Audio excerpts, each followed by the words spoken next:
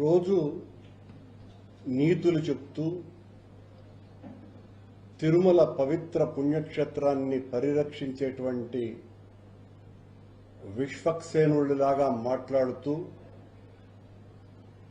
మేమంతా కొండ మీద అరాచకమేమి చేసినాము అని మా మీద అభాండాలు వేస్తూ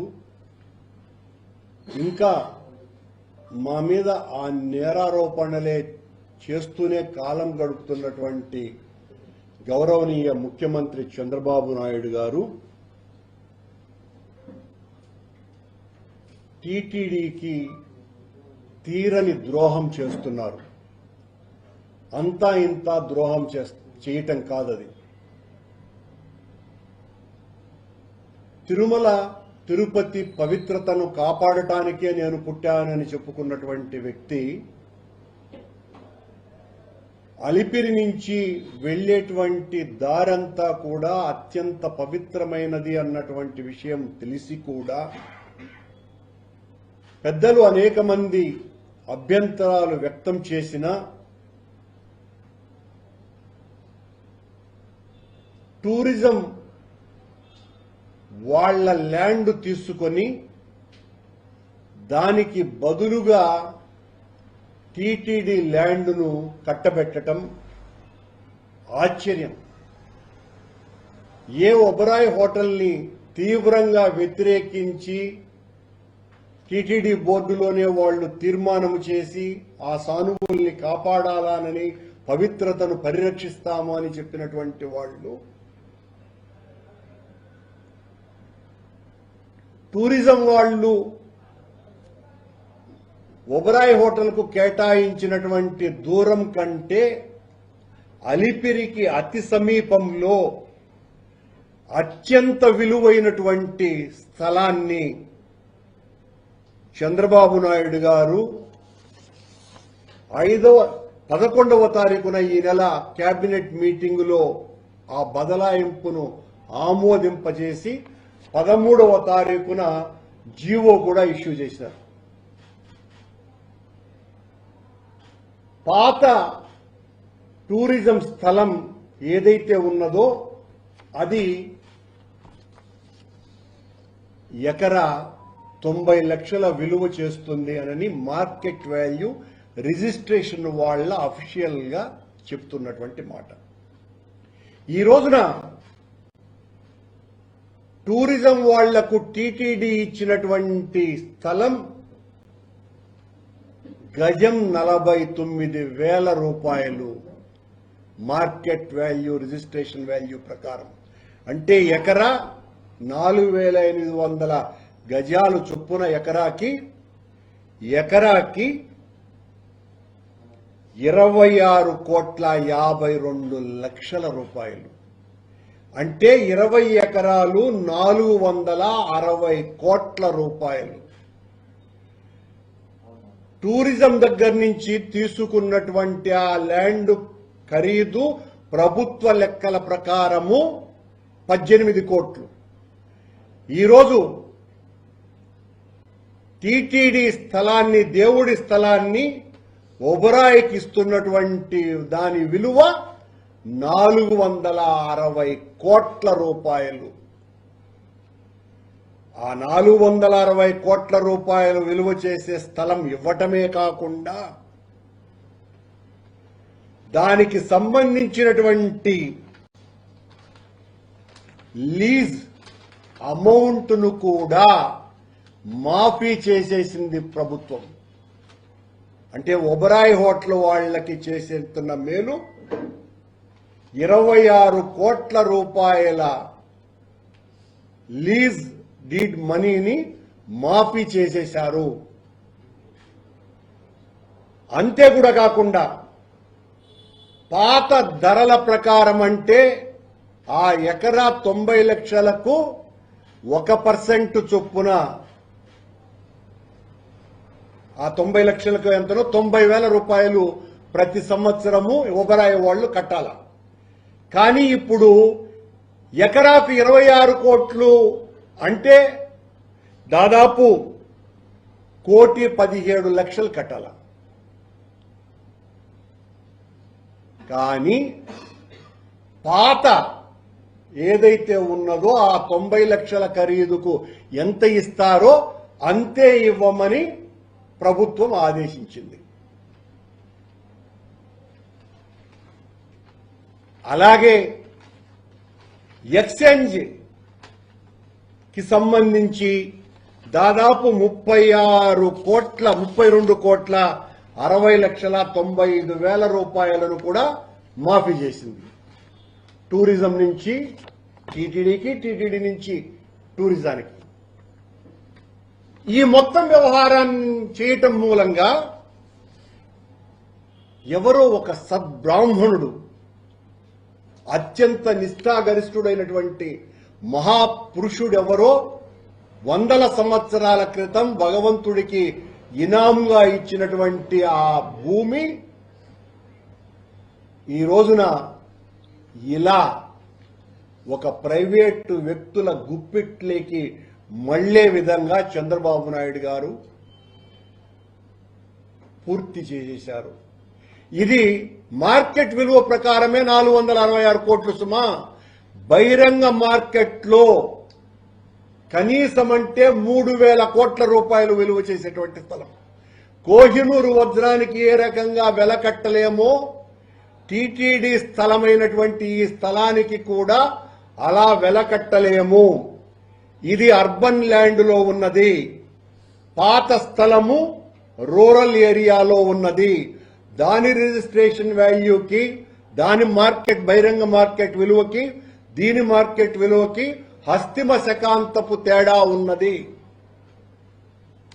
ఎంత ఆశ్చర్యం అంటే చంద్రబాబు నాయుడు గారు సాక్షాత్తు వెంకటేశ్వర స్వామి పేరు చెప్తూ టీటీడీకి ఎసరు పెట్టేశాడు. 3,000 కోట్ల రూపాయలు విలువ చేసేటువంటి స్థలాన్ని అప్పనంగా ఆ ఒబరాయ్ హోటల్ వాళ్ళు ముంతాజ్ హోటల్స్ అనే పేరును మార్చినారు. సర్వా అనే పేరు మార్చినారు. అంటే శంకరయ్య సులేమాన్గా మారినట్టుగా వాళ్ళు ముంతాజ్ హోటల్కు ఇంకొక పేరు పెట్టారు. పెట్టమని చంద్రబాబు నాయుడు గారు చెప్పుంటారు. వాళ్ళ పేరు అది పెట్టిన తర్వాత ఈ తతంగమంతా నడిపించి 13వ తారీఖున రిజిస్ట్రేషన్ చేస్తే ఇప్పటి వరకు రిజిస్ట్రేషన్ ఆఫీసులో ఈసీలో కనపడటమే లేదు. 5వ తారీఖున రిజిస్టర్ చేశారు. 13న జీవో వచ్చింది, 5న రిజిస్టర్ చేశారంట. ఇప్పటి వరకు 15 రోజులు అవుతోంది.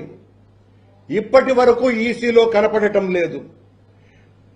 Stamps and registration website, official website లో నిల్ అని కనపడుతోంది. దాపరికం ఎందుకు? దాచాల్సినటువంటి అవసరం ఏమున్నది? 13వ తారీఖున జీవో ఇస్తే మీకు ఇంకా ఆశ్చర్యకరమైన విషయం, 15 రోజులుగా అత్యంత విలువైన వృక్ష సంపద ఉన్న ఆ 20 ఎకరాలలో పదుల సంఖ్యలో ఎర్రచందనం ఉన్నది. 15 రోజులుగా ఇక్కడ వర్క్ జరుగుతున్నది. వర్క్ ఆర్డర్ కూడా లేకుండా వర్క్ జరుగుతున్నది. నిన్న పోయి నేను దాన్ని పరిశీలించటం జరిగింది. ఏమయ్యా ఏంది అంటే కలెక్టర్ గారి ఆదేశం, కలెక్టర్ గారి ఆఫీస్ నుంచి, అందువల్ల వర్క్ చేస్తున్నామన్న సమాధానం నాకు వచ్చింది. అంటే రిజిస్ట్రేషనే కాకముందే అక్కడ అత్యంత విలువైనటువంటి ఎర్రచందనం దుంగల్ని, చెట్లని కూడా కూకటి వేళ్లతో పెకలించేసి అనేక చెట్లని మాయం చేసేసినారు. పక్కనే ఇప్పుడు వాళ్ళు లేవు అని, చెట్టు లేవని బుకాయించవచ్చును. ఇదే అరవింద్ హాస్పిటల్కు యువతల వైపున మన వేద విశ్వవిద్యాలయం ప్రక్కన ఉన్నటువంటి స్థలంలో కొన్ని వందల సంఖ్యలో రుజువుకు ఇంకా ఎర్రచందనం చెట్లు ఉన్నాయి. ఇక్కడ మాత్రం అతి తక్కువగా కనపడుతున్నాయి. నేను నిన్న పరిశీలనించి ఏందయ్యా విషయం అని చెప్పిన తర్వాత అరగంటలో 3 హిటాచీలో పొగలైన్లో ఏంటో అవి పనిచేస్తా ఉన్నటువంటివి మటుమాయమైపోయినాయి. పరిగెత్తినారు ఆడోళ్ళాడ అరగంటలో. ఆ తర్వాత నేను మళ్ళీ పోయినా, అక్కడ ఒక్కరు లేరు.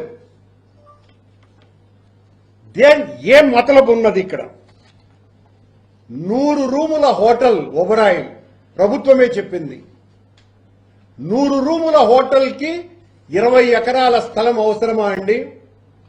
అలాగే ప్రభుత్వమే చెబుతోంది నిన్న కేబినెట్ మీటింగ్ లో, దాని వలన 1500 మందికి ఉద్యోగాలు వస్తాయట.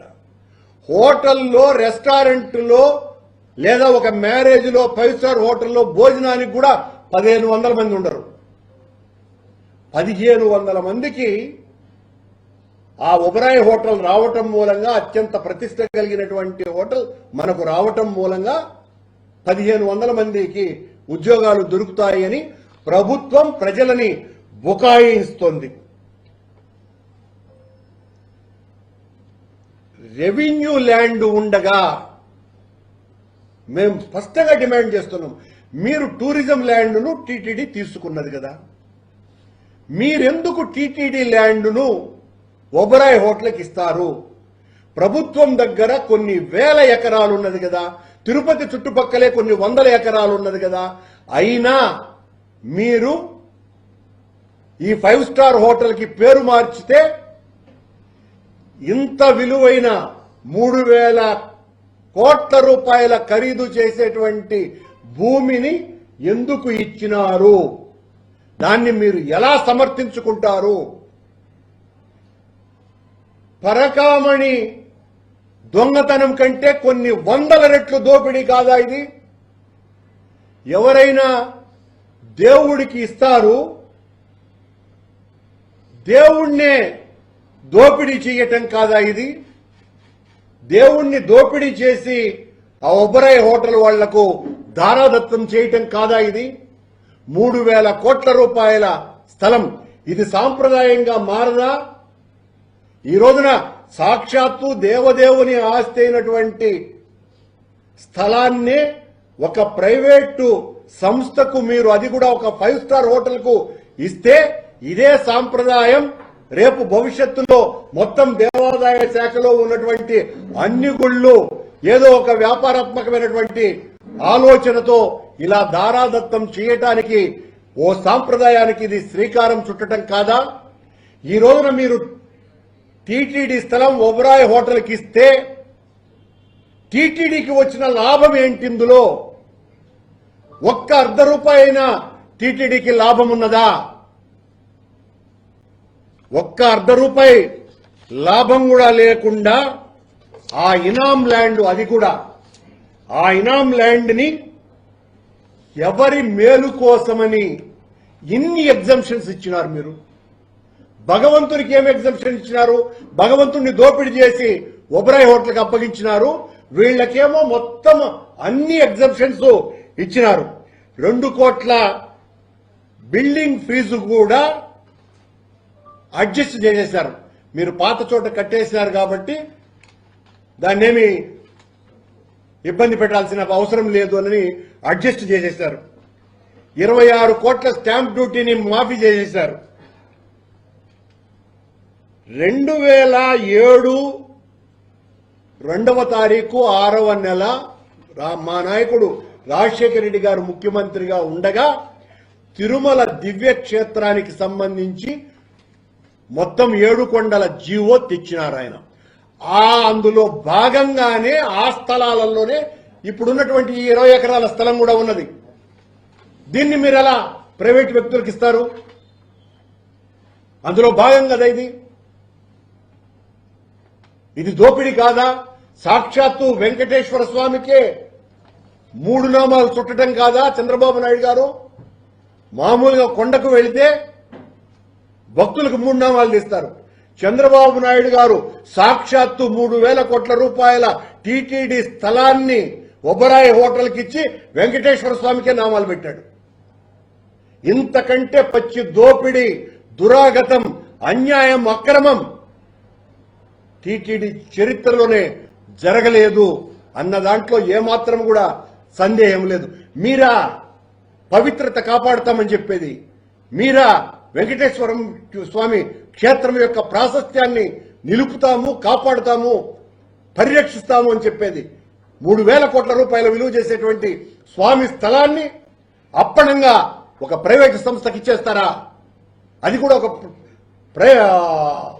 5 స్టార్ హోటల్కి, 100 రూముల హోటల్కు 300 మంది కూడా పనిచేయరు. దానికి మళ్ళీ అబద్ధాలు. 1,500 మందికి ఉద్యోగాలు ఇస్తారని మీరు చేసినటువంటి ఆ రిజిస్ట్రేషన్ ఇప్పటి వరకు వెబ్సైట్లో కనపడమే లేదు. కలెక్టర్ ఆఫీస్ నుంచి 15 రోజుల ముందే అక్కడ వర్క్ చేయమని చెప్పి వర్క్ ఆర్డర్ లేకుండా ఎవరిచ్చినారు పర్మిషన్? ఎందుకు పని జరిగింది నిన్నటి వరకు? ఈ రోజు నేను పోయిన తర్వాత ఎందుకు ఆపినారు అంటే మతలబు ఏంటి? సమాధానం చెప్పవలసినటువంటి బాధ్యత మీ మీద ఉన్నది కదా. అక్కడ ఉన్నటువంటి పదుల సంఖ్యలో ఎర్రచందనం దొంగలు ఏమైపోయినాయి? ఫారెస్ట్ వాళ్ళ అనుమతి లేకుండా ఆ అనుమతి తీసుకున్నారా? ఫారెస్ట్ వాళ్ళ అనుమతి లేకుండా అక్కడ పని ఎలా జరిగింది?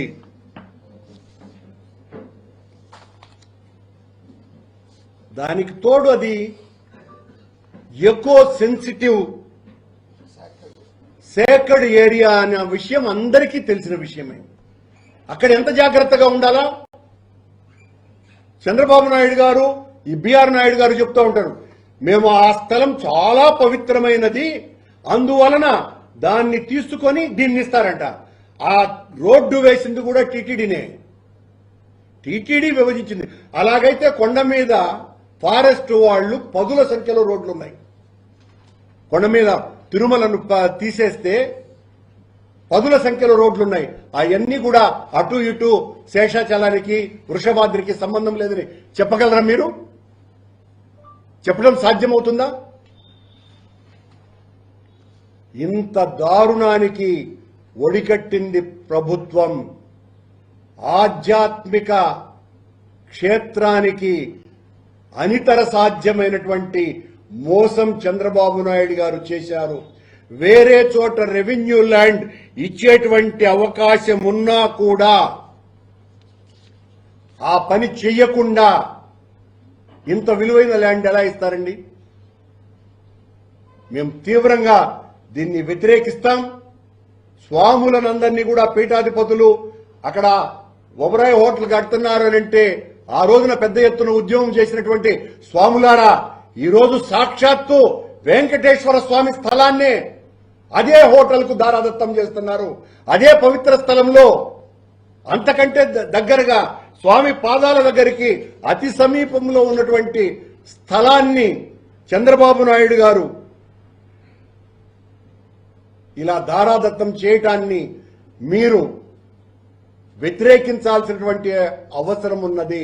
అలా చేయకపోతే ప్రజల్లో కూడా అనుమానం వస్తుంది, ఎందుకు గమ్మునే ఉన్నారు అన్నటువంటి విషయం. చంద్రబాబు నాయుడు గారు ఏ రకంగా అయితే తనకు కావలసినటువంటి పత్రికలని, ప్రసార మాధ్యమాలని అన్నింటినీ తన గుప్పిట్లో ఉంచుకొని తాను ఎంత తీవ్రమైనటువంటి తప్పులు చేసినా బయటికి రాకుండా కప్పి పెడుతున్నారో, అదే రకంగా స్వాములు స్పందించకపోతే ఆ రకమైనటువంటి అనుమానాలు కలిగేంత ఇబ్బందికరమైనటువంటి పరిస్థితి ఉంది అని స్వాములందరినీ కూడా నేను వేడుకుంటున్నా. పాత రెంట్నే అసలు ఇంత విలువైనటువంటి స్థలానికి ఎలా ఫిక్స్ చేస్తారు? పాత రెంట్ 90 లక్షల ఎకరా, ఈరోజు ఇది 26 కోట్లు దాదాపుగా. దానికి దీనికి ఒకే రెంట్ ఎట్లిస్తారండి? ఏం మీకున్నటువంటి ప్రత్యేకమైనటువంటి ప్రేమ? ఈ ప్రత్యేకమైనటువంటి ప్రేమ వెనుక కావలసినంత అవినీతి ఏమైనా దాగి ఉన్నదా? ప్రభుత్వ విలువ ప్రకారమే 460 కోట్ల రూపాయల విలువ చేసేటువంటిది, బహిరంగ మార్కెట్లో 3,000 కోట్ల రూపాయలు విలువ చేసేటువంటి స్థలాన్ని రెవెన్యూ ల్యాండ్ 100 ఎకరాలు ఉన్నా కూడా ఇలా ఇవ్వటం వెనుక, ఇన్ని మాఫీలు చేసి ఇవ్వటం వెనుక పెద్ద ఎత్తున అవినీతి దాగి ఉన్న మాట నిజం కాదా? దీనికి సమాధానం చెప్పాల్సినటువంటి బాధ్యత ఈ రాష్ట్ర ప్రభుత్వం మీద ఉన్నది. ఈ రాష్ట్ర ప్రభుత్వం ఘోరాతి ఘోరమైనటువంటి తప్పిదం చేసింది.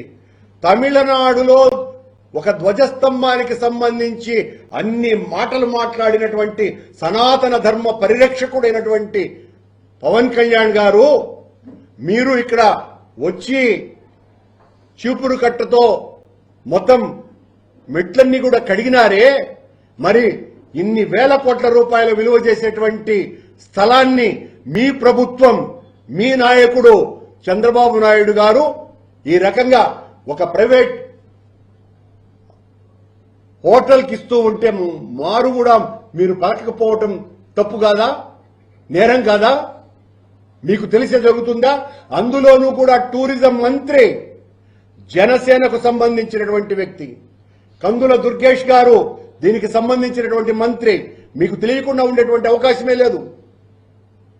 టూరిజం తీసుకునేదానికి ఎక్కడైనా తీసుకోవచ్చు కదా ల్యాండ్. మీరెందుకు అబ్జెక్ట్ చేయాలా? వెంకటేశ్వర స్వామి ల్యాండ్ మాకొద్దు, ఇది తప్పు, ఇది నేరము, ఇది పాపము, కనుక మాకు ఆ పొలం వద్దు, అక్కడ హోటల్ రాకపోయినా పర్వాలేదు అని మీరెందుకు చెప్పలేదు పవన్ కళ్యాణ్ గారు? మీరంతా కుమ్మక్కైనారు కాబట్టి. అందరూ కుమ్మక్కై వెంకటేశ్వర స్వామి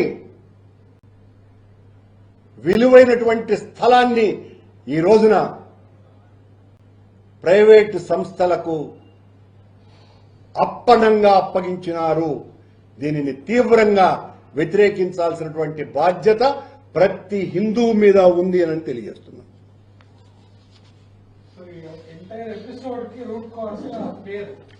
అవునండి, ముంతాజ్ అనే పేరు మీరు చెప్తున్నారు, ఆల్రెడీ సర్వ అనే పేరు మాత్రం. పేరు మార్చాక పాత సైట్లోనే కంటిన్యూ అవడానికి టీటీడీకి కూడా ఎలాంటి అభ్యర్థించుకుంటారు? నిజమైతే అది వాళ్ళ పేరు మార్చినారు. దాని పేరు సర్వ కాదు, స్వర అనే పేరు మార్చినారు. మామూలుగా మార్చుకుంటారు కదా. మా మతాలు మారినప్పుడు సులేమాన్ శంకరయ్య అవుతాడు, ఈశ్వరయ్య యేసుపాదం అవుతాడు, ఇట్లాంటివి జరుగుతూ ఉంటాయి కదా. అట్లా ముంతాజ్ స్వర అయింది.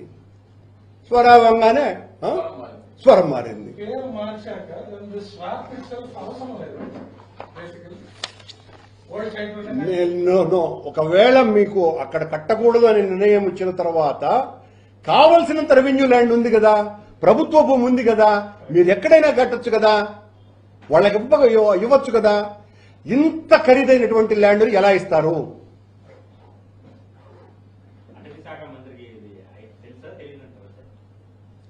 తెలుసు కాబట్టి అంటున్నా నేను. ఆయన అటవీ శాఖ మంత్రి, ఆయన టూరిజం శాఖ మంత్రి, రెండు జనసేన చేతుల్లోనే ఉన్నాయి.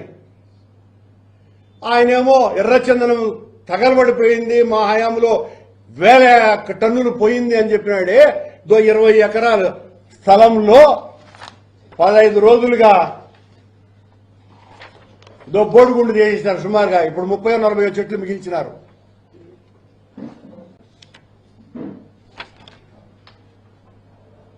అది కూడా వర్క్ ఆర్డర్ లేకుండా, అది కూడా జీవో రాకముందే, అది కూడా కేబినెట్ లో చర్చకు రాకముందే, రిజిస్ట్రేషన్ కాకముందే కలెక్టర్ ఆదేశించాడు, మేము పనిచేస్తామని చెప్పారు.